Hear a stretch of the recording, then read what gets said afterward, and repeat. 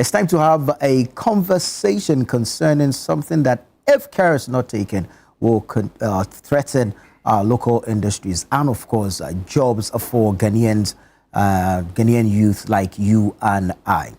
We're going into the rubber industry this morning. There's a growing concern, and we're going to raise some issues, establish the challenge, and then, of course, we seek some solutions to addressing the same. Joining me for this conversation on value addition versus raw rubber exports, securing Ghana's industrial future, I have Emmanuel Akwesiwusu. He's chairman of the Rubber Processors Association of Ghana, RUPAG. Good morning, sir. Good to have you. And of course, a known face, a familiar face to the station, Edward Kariwe. He's the former General Secretary of the General Agricultural Workers Union, GAU.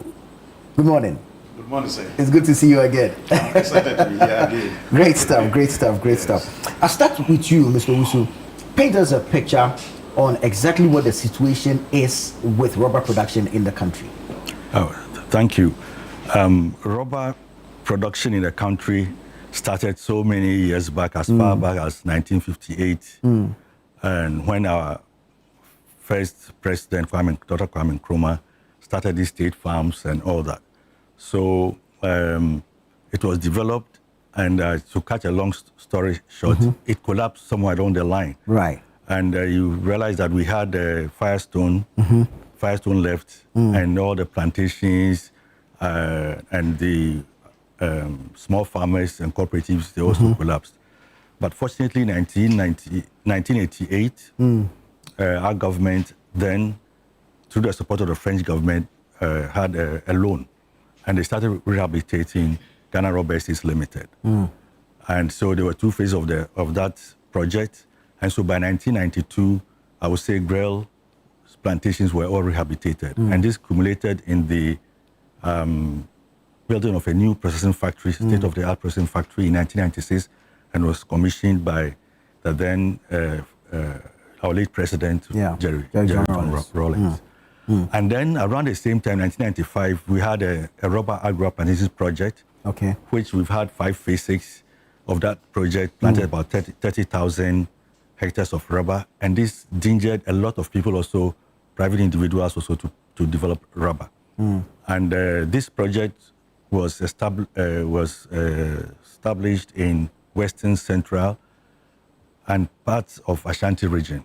And then we had another project in the Eastern region also. So basically, the rubber industry, I would say from that time that it collapsed,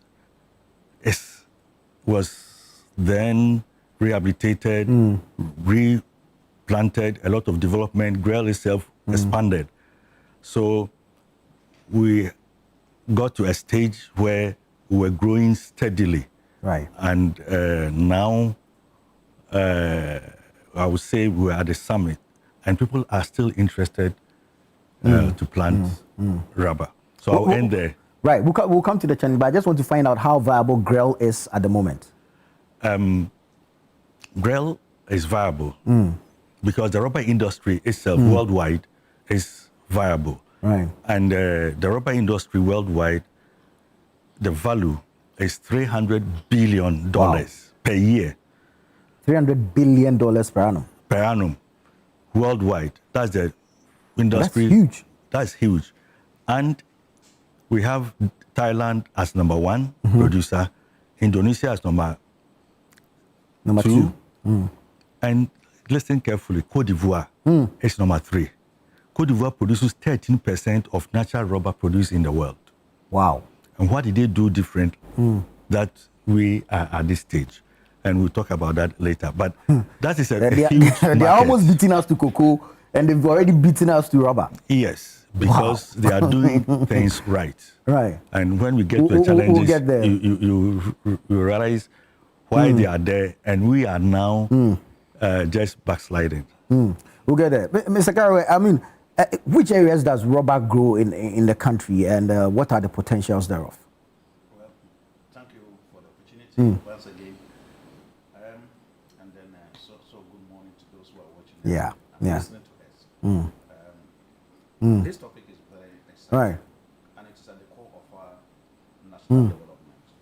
And it's because we do not allocate much time to this type of sports. Right, Mr. Carroll, hold on for me, but let me come back to you, and then we'll look at. I'm looking at the issues as they have come up. We've started seeing them in media reports. I'm referencing the Tuesday, July 22 edition of the Chronicle newspaper. I just want to read this headline for you. Surge in illegal export of raw rubber worries stakeholders. Now, if you go online, Rupert calls for crackdown on illegal raw rubber exports. That's the BNFT. You have other headlines. Western Regional Minister urges TCDA to resolve raw rubber supply bottlenecks. Before I come back to Mr. Carraway on where rubber grows or we can grow rubber, and of course the viability of going into rubber production, just a quick one, an overview briefly on the exact challenge with the export of raw rubber. Okay, so the challenge really is that we have processors in the country that can process all raw rubber produced. So from the raw rubber, you process it into what we term technically specified rubber. Okay. So you add value to it and you export. Now what is happening is that processors are not getting enough raw rubber to process, but we are exporting a raw rubber. So there's something amiss there. That's where the challenge is. Yes. The farmers are the ones who produce the raw rubber. So let me come back to Mr. Carraway on the production. Which areas the production is being done? How predominant is the production of rubber? How long will it take for a tree to grow? And the challenges in growing the trees? Well, broadly speaking, rubber is grown in the southern part of the country, particularly the coastal belt, not Greater Accra Plains, but then the western, and then also into the interior around eastern region and so on. Because of the favorable climatic conditions, winds and so on, rubber requires a certain minimum of rain, humidity, you know, for it to grow. That's why it cannot grow in the northern part of the country. So generally, that's how wherever palm oil grows, mostly rubber also grows there because they require a lot of rain and humidity for it to grow. So it's I am well positioned to know what rubber has done for us because as a worker and then also working within the agricultural sector, I got to come into contact with the rubber production since 1997. You know, as a trade unionist, going with my bosses to Grell and to those areas and so on. And it takes about 7 years for a tree to grow. You can imagine what it means. You must have the patience and the level of investment that you make. You know, even 3 months, 4 months, many people cannot, you know, endure that time gestation. So the gestation period for growing rubber is 7 years, you know, and then thereafter, you can now begin to tap the rubber and then for up to 25 years or more and so on. So these are time-tested development, you know, strategies. That development is not just overnight. So as a country, and it starts with the farmers, you know, the farmers have a lot of patience. You can take crop by crop, tree by tree, and you see that they have hope and they invest in it for years and for a long time, hoping that one day it will come out nice. Now, the pain to every farmer is at the point of harvest. Indeed. You know? Now, if you take the companies that like Grell, Grell is not just a company that processes. It's a company that also produces in the sense that it supports the farmers to produce. You know, it invests in them. And then at the end of the production, it expects that the raw rubber will be given to them so that they can process. And as a country, it's just clear that no country on this earth has developed on the basis of trading in raw materials. Raw materials, Not at all. It has not happened anywhere. I am yet to be informed about that. That is what it is. And again, if you look at you ask about whether there is a potential or rubber is viable. It's a question of mindset. Something will be viable if you want it to be viable. Today, given the behavior of our policies and what we are doing to rubber, we are saying that we don't want rubber to be viable. Right. But you see, you can make those choices, but you also have to look at the consequences that go with it. So, when we have rubber collapse, what will be the consequences to this country? And you see, what is like that will get there? What is Cote d'Ivoire doing better? And we are not doing. Yeah. But it's all about policy consistency. And no country, no policymaker of the right mind would allow such an investment to go to waste. 7 years of pain, 7 years of waiting, 7 years of investment. Then after that, you think that, oh, it can go raw. You can export it raw. All countries are processing. Could that not be the reason why people are exporting raw? Because 7 years is quite a long time for a gestation period. And so when I harvest and there's a market for the raw to move as fast as I would want, but my patience may be worn out by the 7th year. Could that not be the reason why a farmer would want to sell off raw and then just pack bag and baggage and go and enjoy? You see, we are living in a country. We must have rules. We must have a destination. As a country, what do we want? We started with the rubber and we're making that rubber, that ties, Bonsa tie company or whatever and so on. Today, what are we? Do we want to continue to export raw materials or we want to process it and add value? I think that if you look at all our development policies, from government to government, from period to period, we are always talking about industrialization. Indeed. We are talking about adding value. And the thing that is paining me is that today, to hear that rubber is still being allowed to be exported raw under this government, I don't understand it. We'll come to what can be done about it. We'll come to what can be done about it. But Mr. Poku, there's a regulator. Mr. Osu, sorry, I beg your pardon. There's a regulator. The TCDA regulates it. So, have you brought this to their attention, and what kind of responses have you received towards this? Thank you. Before I answer your direct question, when Mr. Carrier was talking, you made a comment that why will not the farmer exactly having waited for 7 years and sell and all that? So I brought this in just because you chipped in TCDA. So TCDA, Tree Crop Development Authority, established by Act of Parliament, Act 1010, 2019, has that authority. That's the regulator. TCDA is a regulator of 6 tree crops, of which rubber is part. So, with regards to pricing, it is in the Act. The mechanism or the formula is in the Act. And TCDA always, every month, issues the floor price. So you cannot buy from a farmer below that. But coming to your question, yes, TCDA is aware of the issue.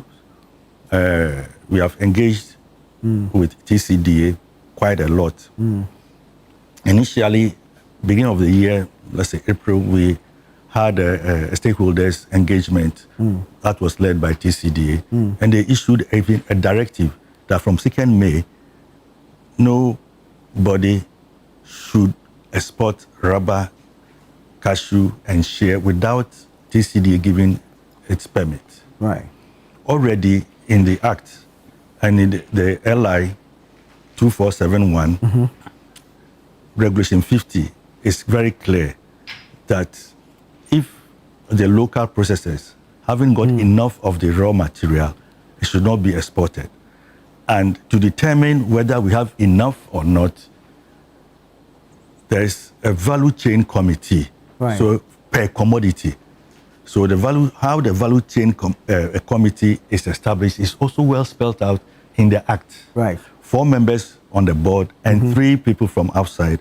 So 7. And before TCDA can issue a permit, not really a permit, but can say that, okay, we have excess, should do that in consultation with that value chain committee. Now, the export is still going on. We have drawn TCD's attention, letters, pictures, evidence, and it's still going on. Right. I'll come to you on what may be influencing the exports, but let me say good morning to the CEO of the Association of Ghana Industries, Mr. Seth Chuma Kwabwa. It's good to have you, sir. Good morning. Good morning, good morning. And in welcoming you, let me find out how concerned industry is about the export of raw rubber and the threat it poses to industrialization in the country. Thank you very much. Indeed, industry is very concerned about it. And I remember a few weeks ago we were in Takoradi. Okay. We went to Takoradi partly because of this. We had our regional AGM there, and we spoke extensively about this. We spoke to the media and expressed our serious concern about it. And we are concerned for various reasons. One, we think that industrialization is a strategic tool to transform this country. True. If you really want to transform the country, and if you look at the structure of the Ghanaian economy, it's never changing.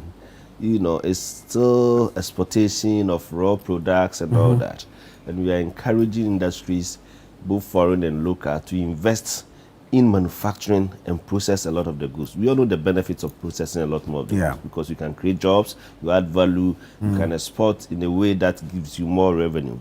And so for that reason, we think it is very important that as a country we see it as a strategic tool. Secondly, government policy itself is aiming at doing that.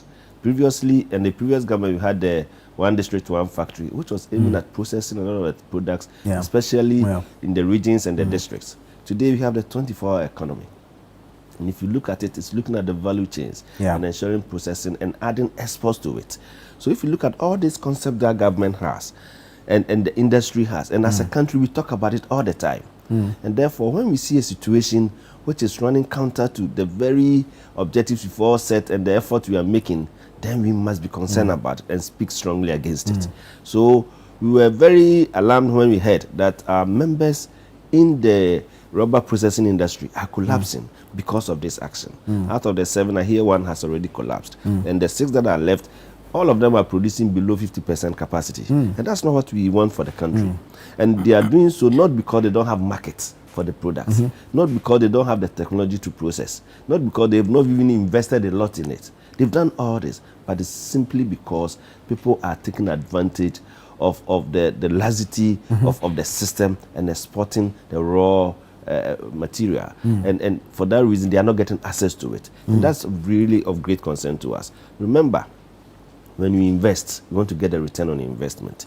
We're going around the country, we have set up GIPC, spending taxpayers' money, going around the world to encourage investors to come into the country. If they do so, we must encourage them to have return on their investment. So there becomes an attraction for others to come. What about our own Ghanaians, like Mr. Usuko, who have actually also set up businesses here, invested their time, their resources, their energies, and they are not getting basic raw materials to process. The workers there are in difficulty now because they can't even run the kind of shifts that they want. We are talking 24-hour economy. 24-hour economy means they must run about 3 shifts. These companies were actually doing that. Today, they've reduced it to 1 shift. So why are we talking 24-hour economy when there's a clear opportunity to do so, and we are allowing, unscrupulous people who are just taking advantage of a system to derail all the effort that we are making. So it's really of great concern to us as an industry. Bro, let me come back to you, Mr. Usu, on what factors may be fueling this activity, the export of the raw rubber. Could it be abundance of the product and lack of capacity for processors to take in, or could it be competitive pricing from whoever is buying the product raw to export?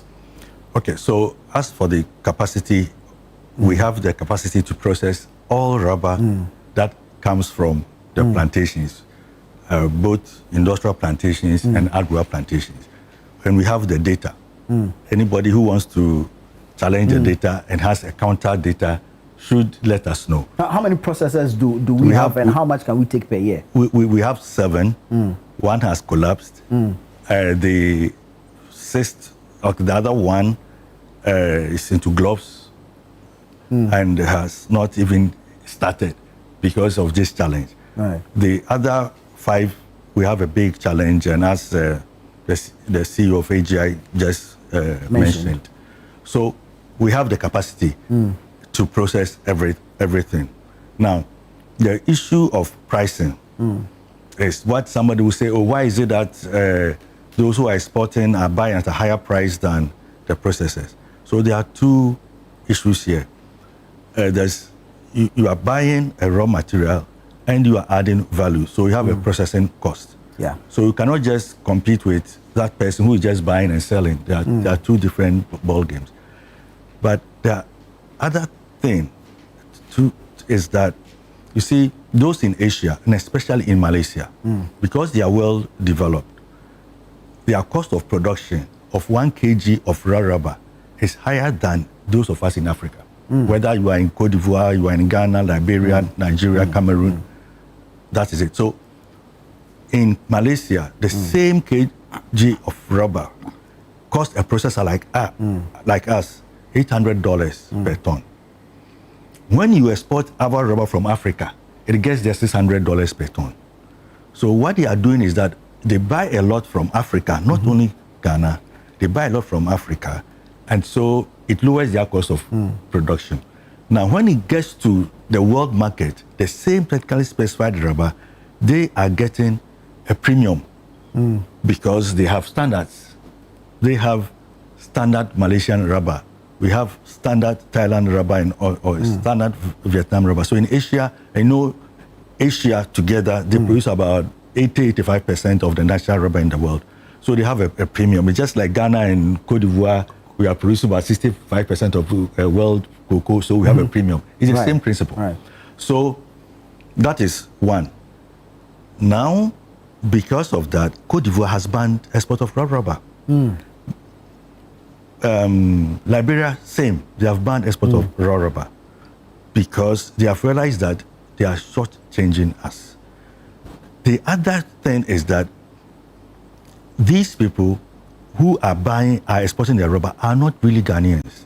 Okay. They are Indians and Chinese, but we have, of course, they don't go to the field to buy. Yeah. So we have traders who are buying and supplying them. And if you really, really do critical analysis, you will realize that they have come to, maybe they brought some commodities, goods, and they want to take the dollar back. And you realize it's not only rubber that they export, but they export also raw cashew nut. Wow. Also. So there is something there that we need to really look at. But the point I'm making is that we add value. So we have a cost of processing, cost. Now, the other thing too is that because we are cheap in terms of $600 compared to $800, so they can afford to just come and take our raw rubber away. And we are giving jobs to people in other countries. We are collapsing our economy. And the most serious thing is that every year, when you do the analysis, every year, if we don't add value, we are losing $100 million per year. Wow. Yes, because if you see, I told you $600. When you add value, you can have additional $900. So if we are exporting only the raw, we are losing $900. And if you multiply that per year by our production, it's about $100 million. That is the real effect that we are not seeing. So it's not, as for the pricing, it is a fair pricing. It is the same mechanism that Cote d'Ivoire, their umbrella body called APROMAC, issues out the price every month, like TCDA issues out. That's for us, yeah. So when we were developing this mechanism, our reference was Cote d'Ivoire because they are ahead of us, and you copy good practices. So it's the same principle. The only thing is that you can have some in terms of exchange rates, or CFA to Ghana cedi, dollar to Ghana cedi, dollar, euro to CFA. But the principle and mechanism is the same. So when you do a graph, you realize that if the price is down in Ghana, it will be down in Cote d'Ivoire. Okay. If it's going up, it goes up because the reference price is the Singapore commodity market for rubber. And that's what we all do.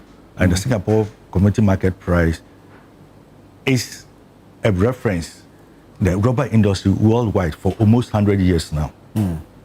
We'll come back to what Cote d'Ivoire is doing right and what we are missing out on. But Mr. Curry, as a major player, you are an agric person.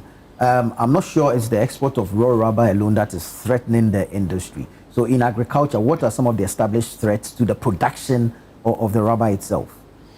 Well, mainly it used to be oil palm and then cocoa, because rubber grows where those other crops also grow. So when you expand oil palm, then the land available for rubber expansion is taken away. It's taken away, yeah. If you expand cocoa production, then that land is also taken away. So there used to be that competition. And some few years back, you could see that sometimes cocoa farmers would trade off their farms to grow oil palm or to grow rubber, you know, when they see that cocoa prices are not high. Yeah. So the competition was around it. So these were the threats that are there. But eventually, one threat then came, which is dangerous to all of them, galamsey. You see, so a big one. The advent of the modern day galamsey, because we are always told that the galamsey was there before, and it's true. But we are not talking about the modern day galamsey, which we need to name it properly. Yeah. So that maybe galamsey 2 or galamsey 3 or whatever. So name we are not confused with the previous one. The gather and sell. No. It's no more gather and sell. Yes. It's destroy. It's pure distraction. Distraction and so on. So it destroys even existing rubber plantations, oil palm plantations, and then cocoa plantations, as we are all aware. Apart from that, because galamsey, any virgin land, any land that is available, which could later be used for rubber production of any of the other crops, is also taken away by galamsey. So it's taking away existing farms. Yeah. It is taking away virgin lands which could potentially be used for cultivation. So now if you look at that, you can see that the future of all these crops is in danger because they cannot expand. Even not that their existing land space is left alone, it's also being reduced daily.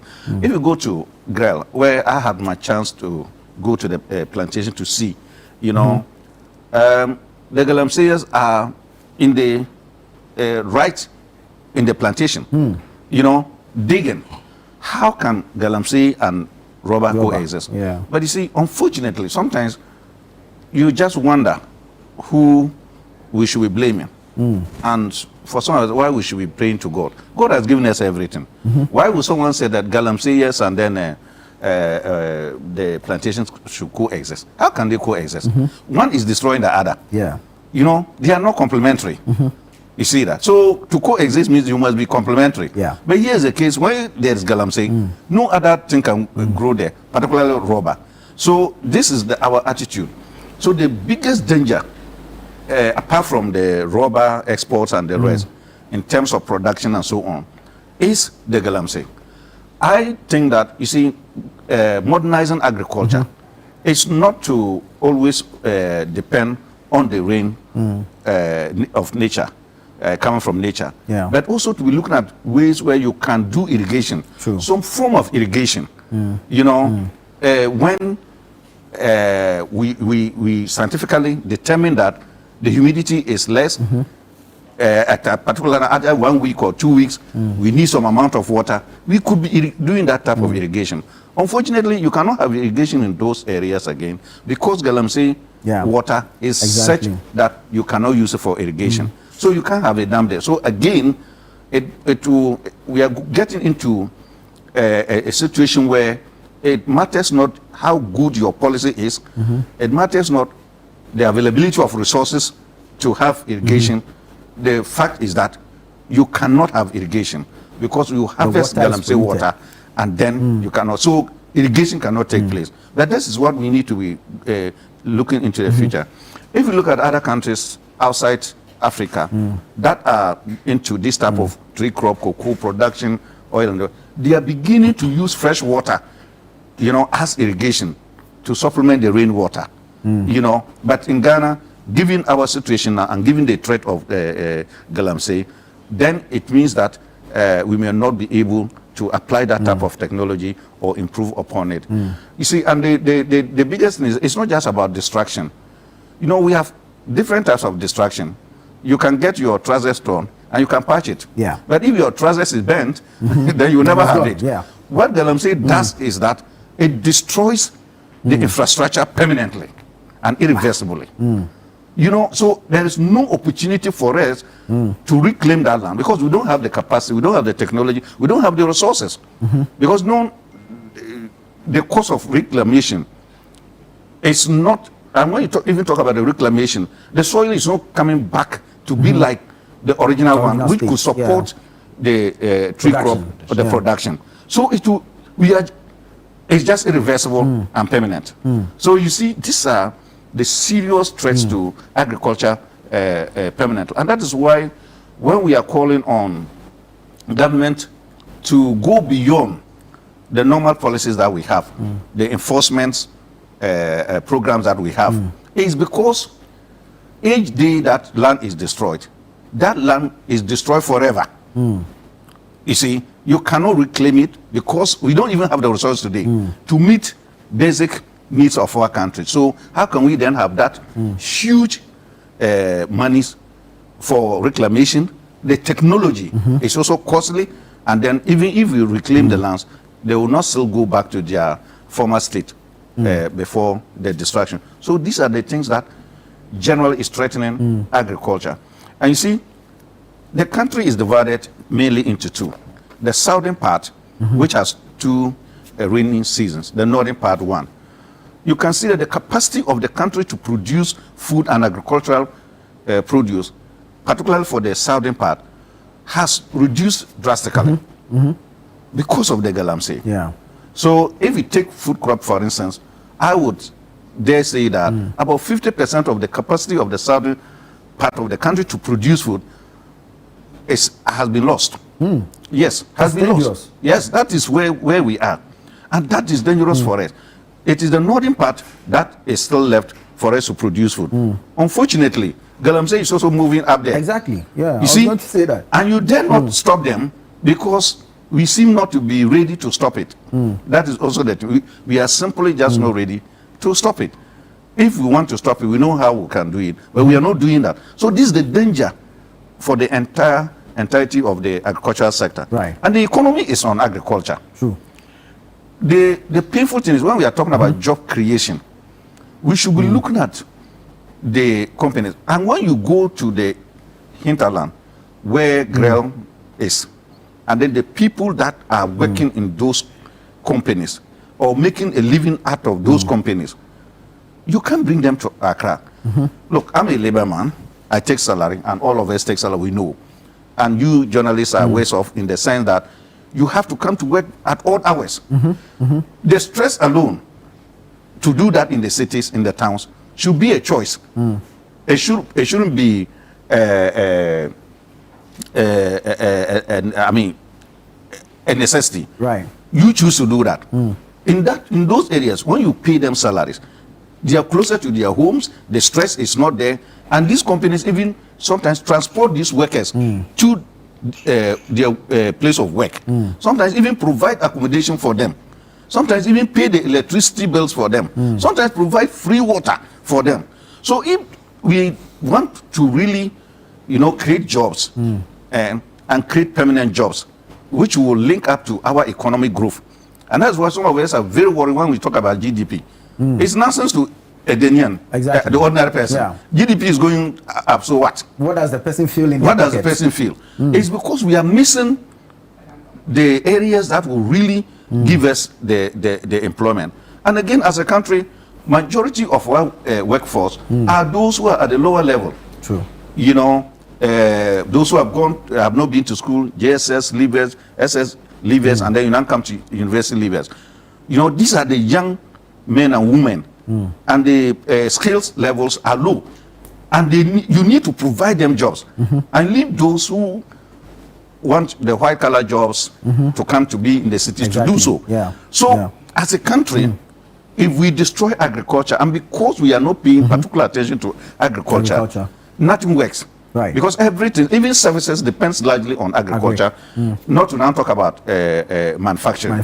Because about 90% or more resources or raw materials will come from agriculture, given where we are.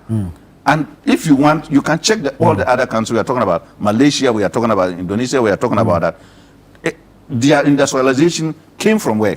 Their raw materials, their agriculture. Right. So seriously, we are in we can, nothing is lost.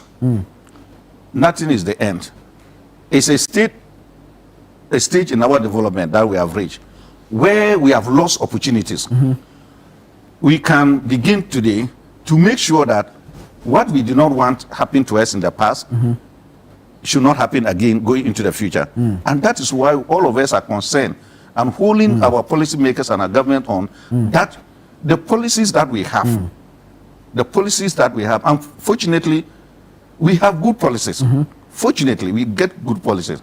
Our major point is enforcement and implementation. Very well, very well. Let me come to Mr. Kwabwa and then ask from where you said, do you think we have failed to place premium on rubber as we have done for other, commodities or crops? Have we prioritized other crops or other resources to the detriment of rubber, for which reason we are not paying proper attention to that sector, leading us to this particular threat that we are currently being faced with?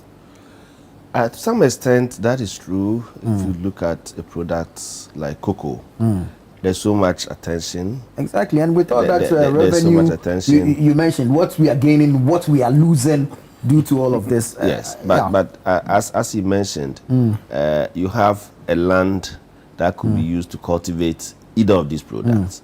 The more of one you use, the less of the other you probably use. Exactly. Unless there are fallow lands that you haven't utilized at all. And unfortunately, we have such fallow land that could actually go into it. So we have paid attention to certain crops. But I think that we are also not doing well enough because we are ignoring other strategic crops that can equally contribute and sometimes even better than what we are concentrating on. So cocoa has helped this country for so long and so well over the years, and that is fine. But whilst paying attention to cocoa, shouldn't we consider other crops? Exactly. Cashew has come in quite strongly. Shea is important, and rubber is equally important. And bear in mind that not all the crops can grow everywhere in the country. There are certain concentrated areas. So if you have a strategic area for the planting of a particular crop, then you ring fence it and protect it as such. It makes sure you do the best out of it and get the maximum out of it. So I think we've not paid enough attention to rubber. I mean, since we were young, we heard about rubber. We thought, I mean, you can take it for granted, but it's such an important crop. But over the years, it's been with us. And I think by now, we should have paid the kind of attention we've paid to, say, cocoa, and have the full concentration there. In cocoa industry, for example, it's a really regimental arrangement. You can't on your own be buying cocoa. You have to go through the cocoa buying companies. You can't just be exporting cocoa without going through a process. There are so many things you cannot do on your own without cocoa borders, with cocoa marketing companies to come in. So it's a bit regulated. In the case of rubber, there's some regulation. That is the irony of it. We've set up the Tree Crop Authority that's responsible for regulating the rubber industry. So it's the level of regulation and enforcement of the very laws we have promulgated that we are having a weakness on. Because, as you mentioned, the laws are clear. You cannot export unless the local companies have had adequate supplies. Who is ensuring that indeed the local companies are getting adequate supplies? Who is ensuring that we are not exporting? When the trucks are moving, who is monitoring? When they get to the port and they are getting to the ships and being carried away, who is making sure that they don't go? And we've had similar experiences in other products, like the scraps, for example. There's also a law around it. But you'll be surprised. Our metal companies are always complaining we are not getting enough of the raw materials to process. Meanwhile, there are people who are clandestinely moving the scraps out of the country. So I think as a country, we got to be a bit more serious about some of these things. If we are talking industrialization and we appreciate the importance of industrialization to us, then when we set up laws, we should make the laws work. For me, that is the most. Right. Why did we set up the law? Why did we promulgate a particular law that it should come in to protect industry or do whatever it is for us? Once we have done it, it means that there's good intention behind it, and we should have the enforcement mechanism to make sure it works. So I think rubber, there's a lot more potential than we are thinking, and for me, I'm even looking at the situation where we'll go beyond the basic raw processing to tertiary stage, where we are doing a lot of it in Ghana. You know, but we can only do the tertiary one when the secondary one is succeeded. Exactly. So if we are even the basic raw materials for the first level processing, we are not getting it, and we are not encouraging these companies to go into tertiary, then we are not getting the best at all. And as you mentioned, we lose so much revenue as a result of the fact that we are allowing these exports to go. So I think the level of attention is important, and appreciating that it's a strategic crop, and the institutions we've set up to help us deal with it must work. And I think this is where the media also comes in. I'm very happy that we've given us the opportunity to sit on our channel and we are talking about these things. I think we shouldn't end it here. We should continue talking about it. And your sister stations around the country, everybody should talk about it. When there is an issue that is so pertinent and is so important to the country, the attention should go there. And we just don't want to talk. Otherwise, why are we talking? We want action to be taken. Exactly. We just finished our industry summit just yesterday, and it was one of the key topics we discussed. We got the Minister for Lands the Deputy Minister at our opening ceremony, and the President of AGI extensively talked about it, and he gave a promise that he is just not listening, he's going to make sure action is taken. So we want the action taken. We want the action. And let's track it. The media should be asking questions. We said this, we said that, we agreed that we'll do this. Have we done it? How long has it taken? What are the timelines? Exactly. So we need to really work at it and make sure we get the results that we want. And everybody will be happy. Because I'm sure your brother, your sister, your cousin somewhere, they all want jobs. Exactly. Everybody wants jobs. We always complain about jobs. But the jobs will not just come from heavens. We need to create it. And creating it, we need to have a mechanism for creating it. And this is one area we can easily create jobs for our people. Great. Thank you. We need to have a full show on this. So the issues are many. We're fast running out of time. But I'll come to you on what we've missed, especially from the Cote d'Ivoire experience, what we can learn from there. And that will be you also adding on to dealing with the situation at hand, what we can do to deal with it. And then I'll come round for your specific industries or sectors, what we can do to nip this situation in the bud. And then we can wrap up the conversation. So I'll start with you, Mr. Uso. Yeah, thank you. Just to, as a follow-up, you asked about why is it that a commodity is not well known. It's like we're not placing premium on it. Yeah, of course, it's the history of the development of the commodity in our country. Because I said, for a long period, there was a downturn. Firestone even left our country. Now if you go there, the tire manufacturer, you go there, the whole place is dilapidated. If we want to bring it back, as the CEO said, even the primary production is going out, how can we then bring back Bonsa tire? We cannot. And rubber is an essential commodity. You can check. The EU is one of the essential commodities on the list of EU because you came here on rubber, on tie, on rubber. Everywhere you go, you cannot do anything in the world without rubber. True. So it's a very important commodity that we need to promote in our country. And rubber too is eco-friendly. In fact, it sequestrates carbon.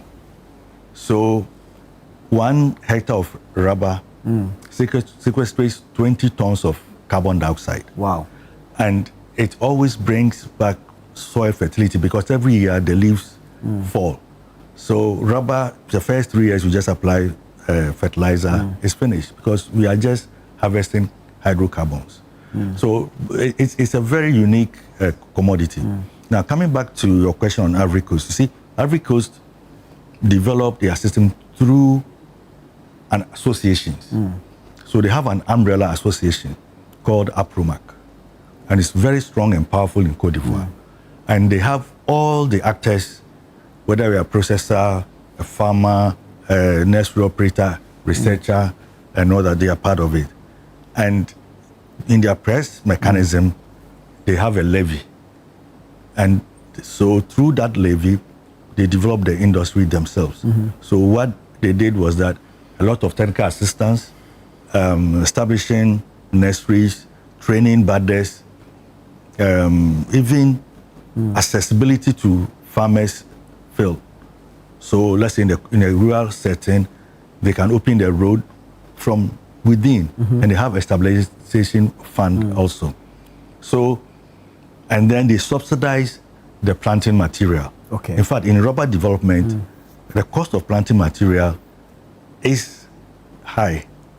So what they were doing was that they just linked up with big players. So let's say in Ghana, they would just, let's say, a contract Grell, for instance, and they say, Grell, okay, produce 1 million planting materials for us. And then you farmers go to Grell, but the cost is 1 cedi.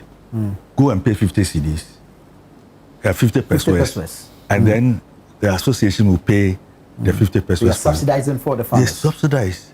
So apart from the training and all that, so they subsidize the plant. So the most important thing is for you to clear your land.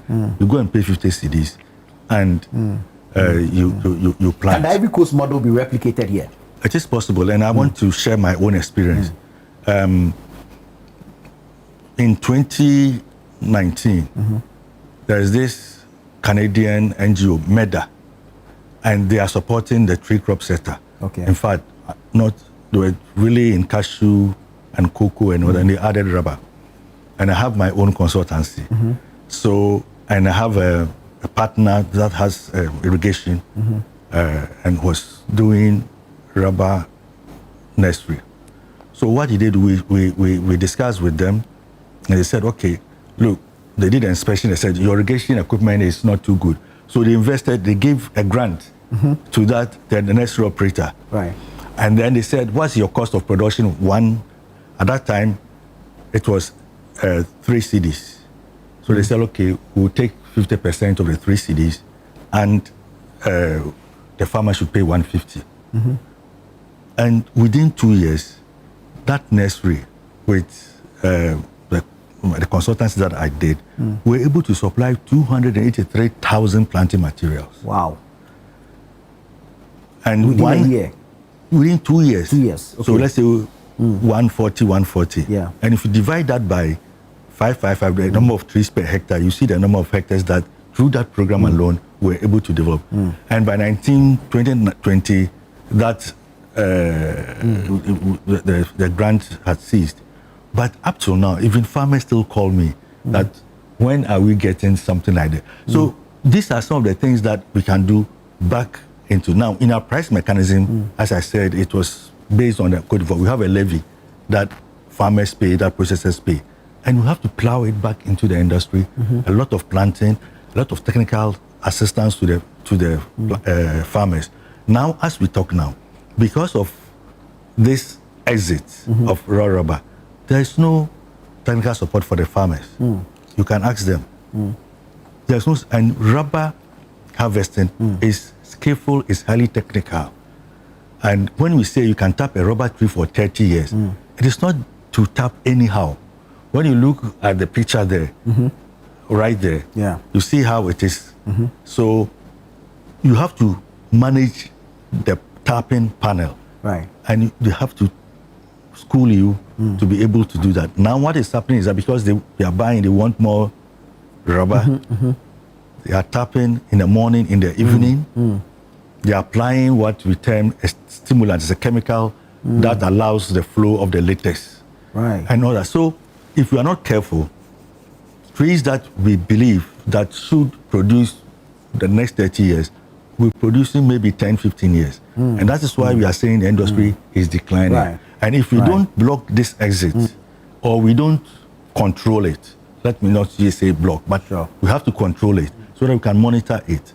Otherwise, with time, the industry will collapse. And that is what we are talking about. So let's do the enforcement and then the monitoring. And then when we get there and there's excess, then we can then say, okay, let's export this and let's export. So now that's what is happening in Côte d'Ivoire. Côte d'Ivoire now, and I'm repeating, if you want to enter the rubber value chain in Côte d'Ivoire, you have to enter at the tertiary stage. They will not now allow you to enter at the secondary stage. Secondary. See, they are growing. So now if you want to enter, they say, come and put up a factory that can process, let's say, add value to the TSR. So we have to learn. Right. And I want to say that briefly that just last month in Nigeria, they have banned export of shea for 6 months. Should we ban the export of raw rubber? If that is what will make us move on as far as the industry is concerned. But we need to look at it. But the point is that that exit must be blocked now because we have enough processing capacity in our country. Mr. Kare, should we ban the export of raw rubber? I'll say yes. Yes. There's nothing wrong of banning. You know, banning is not wrong. It's just about the situation. And banning can take so many forms. You ban temporary, you ban permanently. Which one are we choosing? So we can ban temporary. And we need to do that because what I know is that there's so much capacity. Factories in fact, their factories operate 24 hours or are designed to operate 24 hours. And we all know that many factories, whenever they are built, they are designed to operate 24 hours. Here is the case. You have these factories that have invested so much to put them on, and then they don't operate 24 hours. They don't even operate fully. There are some weeks, months, they close them down because there's no raw rubber, and yet you export it.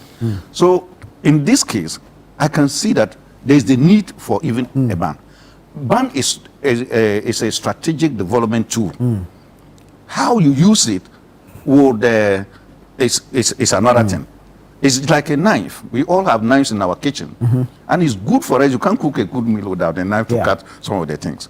But if you don't take care, the knife can also cut you. So you have to apply it well. And again, whether we will ban or not ban, it's about what we want to do with the industry. Our attitude today, so far as the rubber is concerned, I think that we are not serious about rubber. Because if we are serious about rubber, we will not allow the raw rubber to go out.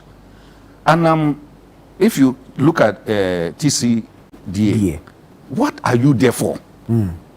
If it is just to set up an authority to come and promote the export of raw material, then we better not do that. We better not do that. And that's where my pain is. That we, a state institution which is meant to protect and facilitate the production and growth and development of rubber, is now promoting. And I'm saying they are promoting because they are not telling us that they are unable to stop the what? Export. The export. They are not telling us. And you're supposed to do that. So if you have a law and you are sitting there, you are taking salaries, and then your obligation is to help develop the particular industry. And the industry players are saying no, are complaining, and you are not listening to them and allow the export to go on. What is the use of it? We would have to engage the authority on that and find out. You have to engage them. And I'm saying that, you see, it's a Ghana. I think no one holds anybody responsible for anything. It's the lack of accountability. The lack of accountability. And then we don't appear to love our country. Because whenever you are going to focus on a particular development policy like rubber, you have to look at what do I want. If rubber is essential to us, then we'll look at all the challenges of it. So it will also help us to deal with galamsey. Because our commitment to addressing galamsey is not informed by the fact that it is destroying other areas of the economy. It's not. If we are coming from that point, knowing very well that one day we will not have rubber plantations in this country, one day we will not have oil palm plantations in this country, all the lands will go. Then our approach to dealing with this galamsey will be stronger than it is. But it's because we have seen rubber as very important, and it's also linked to other in the crop areas. Then our commitment to solving problems will be high. Thank you. But it's not just about talking. I'm sorry. I'm sorry. We have talked so much. Yes. I also think that we, as citizens of this country, must call people out. Any person who is given an office, it is not permanent. There are KPIs And the key players are not difficult to find. You find them in the law, the airline, particularly for the rubber. You find them. We use that as a measure. You don't need to be an expert in rubber production to know that something wrong is being done or something is not right. We all need to hold them on. And please follow up and ask them. Ask them. They should tell us why they still allow the raw rubber to be exported. Very well. Very well. Let me come to Mr. Kwabo and your final words on how to deal with this, and then we wrap up the conversation. I think that from the few minutes of discussion, it's obvious that there's a lot of knowledge in this area in the country. We have skills, we have knowledge, we have investments, and we even have policies. It's not as if we don't have any policy at all. We have policies. What we are lacking is a coordinated front to make sure that the very things we've agreed we'll be able to implement. So the issue of the ban, we have a policy already.